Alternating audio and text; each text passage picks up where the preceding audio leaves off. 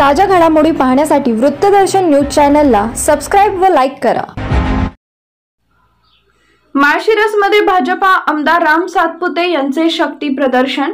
भारतीय जनता पार्टीचे माळशिरसचे आमदार राम सातपुते यांना सोलापूर लोकसभा मतदारसंघाची भाजपाकडून उमेदवारी जाहीर झाल्यानंतर कृतज्ञता मेळाव्याच्या निमित्ताने प्रथमच माळशिरस येथील त्यांच्या निवासस्थानी समर्थकांची आणि भारतीय जनता पार्टीच्या कार्यकर्त्यांशी संवाद साधला।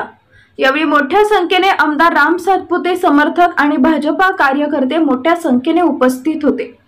यावेळी बोलताना आमदार राम सातपुते म्हणाले की पक्षाकडून संधी मिळाल्याने माळशिरस तालुक्याच्या विकासासाठी देवेंद्र फडणवीस यांच्या माध्यमातून मोठा निधी उपलब्ध करून दिलाय।